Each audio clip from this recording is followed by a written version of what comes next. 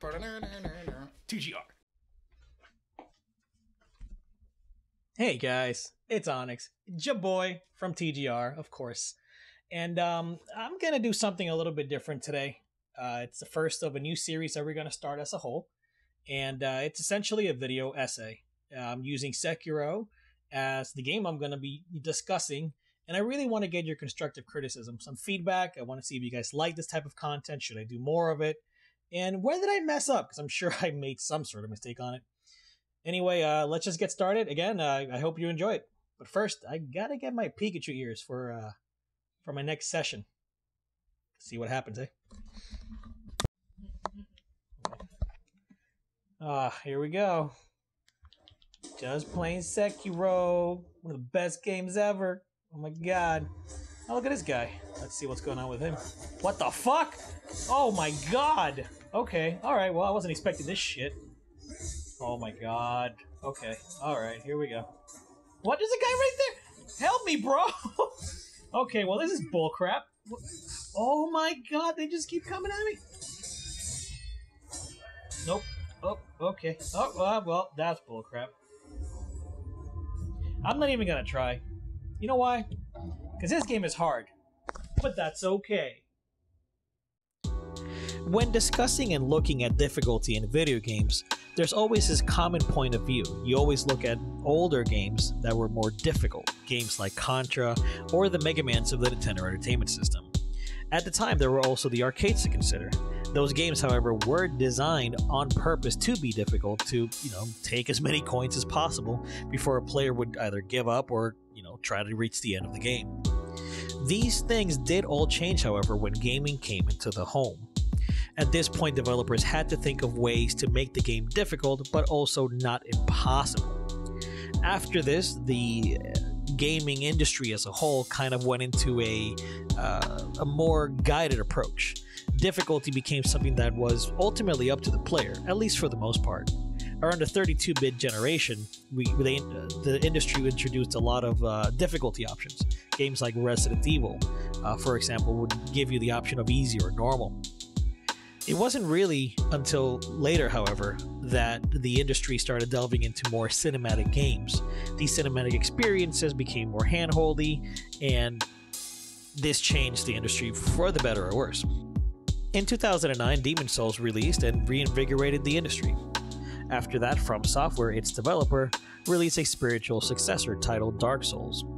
This game and the prior one were really, really difficult, and it felt fresh in an industry that had been taken away by cinematic experiences that, again, were very handholdy.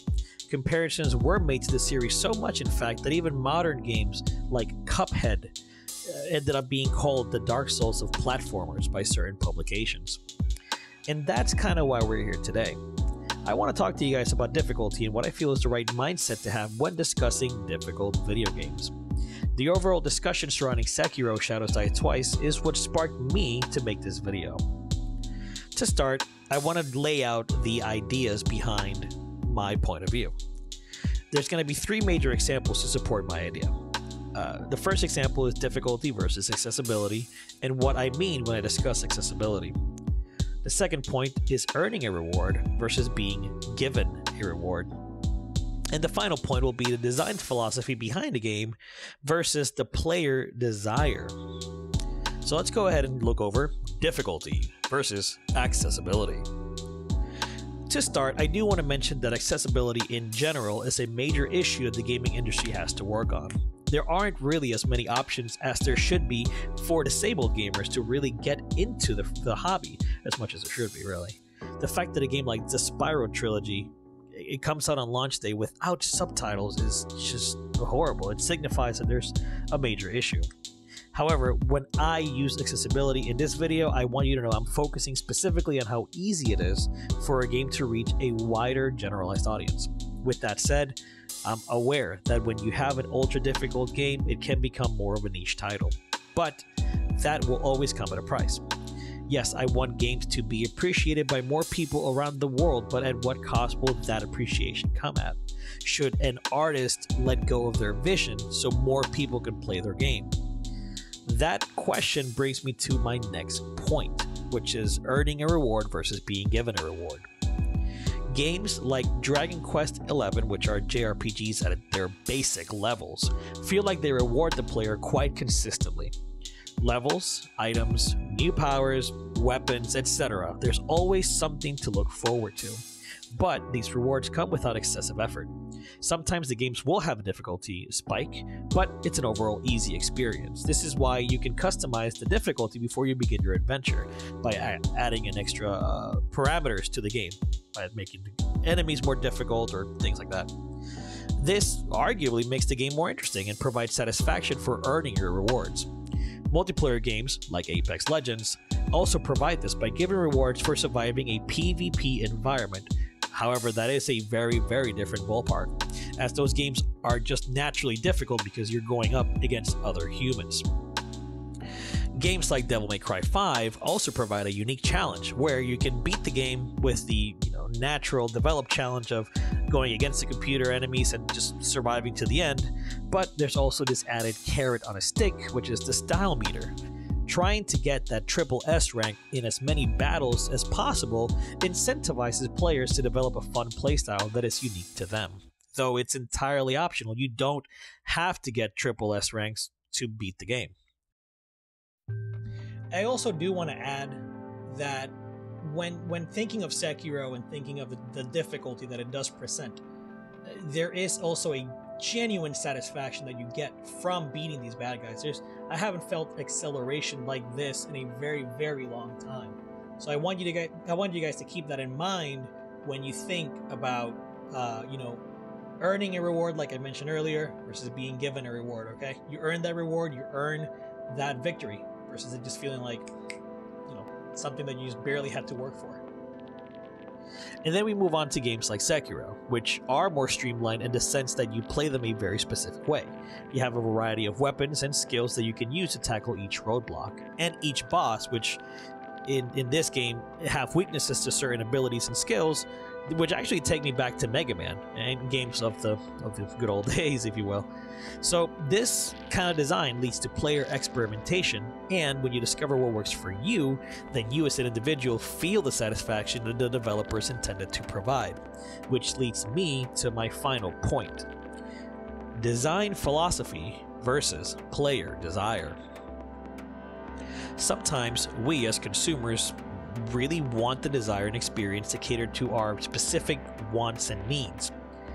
We would like Sekiro to be another great FromSoft experience. We want Splatoon to be, a great third-person shooter, as it looks like.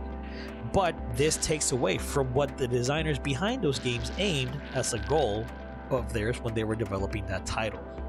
Just like certain foods, movies, and music are just simply not for everyone, the same applies to video games.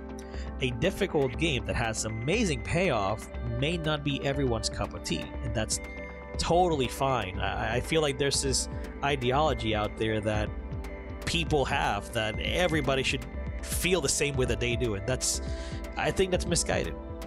The specific game was designed with a certain player and experience in mind. So, in a recent interview with Game Informer, Hidetaka Miyazaki, the director of Sekiro, had this to say when it came to the game being more accessible in comparison to Bloodborne or Dark Souls. Quote, "I'm not sure if saying it's more accessible is the best answer, but we have tried to make it easier for people to access every part of this shinobi's arsenal. In a previous title, you had an area or a boss that could only be defeated by magic. That would be an issue, because people are specializing in their build, and we've created this unnecessary wall for them. This way of building the game, it gives us greater freedom, and it gives the player greater freedom to decide how they want to tackle this, or to encourage them to try to find something else, and to keep adding to their arsenal, and to use every little bit of it to defeat these challenges." End quote. The game is designed to be played how the person behind the controller wants to tackle those challenges. Adding an easy mode to this, though not entirely diminishing the return of satisfaction, will most definitely take away from it, in my opinion. I myself wondered early on if an easy game might have made the game more enjoyable, because I just really wasn't happy with the difficulty. However, I put that mindset to the side and focused on how I needed to play the game following the rules that were set by the game. At that point, I was able to conquer the challenges that came up and no longer felt like an easy mode was needed. When we begin to think outside of our boxes, outside of these points of views that we have, and think, what does the developer behind this game want me to do with this obstacle? Then this amazing communication between designer and player starts in such amazing ways. So, to wrap this up, I really do want to leave you with just one thought. If Sekiro or Cuphead or any other video game is kicking your ass, take a break, stop running your head against the wall, think about what you can do differently, think about what the designers wanted you to do and what options you have as a player, and go back. One of the best experiences in gaming could be waiting for you on the other side of that wall. All right, I'm taking these off. Anyway, tell me what you guys think. I hope it was a good, point of view. It's obviously very subjective, and I'm sure people have talked about it already. This is a heated discussion on difficulty and what it means to have an easy game and an accessible game. So, again, constructive criticism, please give me feedback. And if you want me to do more of these, I will gladly do them. This was very fun, and I want to do them again. But anyway, thanks for watching, and I see you guys on the next one. Like what you saw? Check out some of our other videos and be sure to hit the subscribe button to stay up to date with our latest content. Thanks for your support, and thanks for watching.